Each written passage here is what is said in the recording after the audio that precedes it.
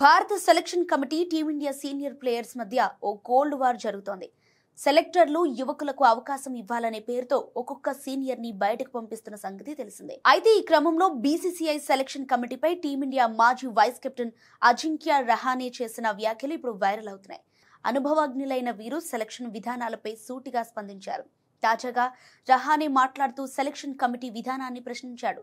ఇప్పుడు క్రికెట్ చాలా వేగంగా మారుతోంది. అందుకే తాజాగా క్రికెట్ ఆడిన మాజీ ఆటగాళ్లను సెలెక్టర్లుగా నియమిస్తేనే సరైన నిర్ణయాలు తీసుకోగలరని అభిప్రాయపడ్డాడు. ప్రస్తుతం బీసీసీఐ నియమాల ప్రకారం సెలెక్టర్గా ఎంపిక కావాలంటే కనీసం 5 సంవత్సరాల కిందట రిటైర్ అయి ఉండాలి. సో ఆ గడువును తగ్గించాలని రహానే సూచించాడు. అలాగే ఆటగాళ్లు సెలెక్టర్లకు భయపడాల్సిన అవసరం లేదు. ఆటగాళ్లతో సమానంగా ఆలోచించగలిగే సెలెక్టర్లు ఇప్పుడు కావాలి. ముఖ్యంగా దేశవాళీ క్రికెట్లో ఇప్పటి తరానికి తగినట్లు క్రికెట్ ను అర్థం చేసుకోవడం చాలా ముఖ్యం. 20 నుండి 30 ఏళ్ల కిందట ఆట ఎలా సాగిందో అదే దృష్టితో ఇప్పటికీ నిర్ణయాలు తీసుకుంటే అది తప్పు అని రహానే గట్టిగా చెప్పాడు.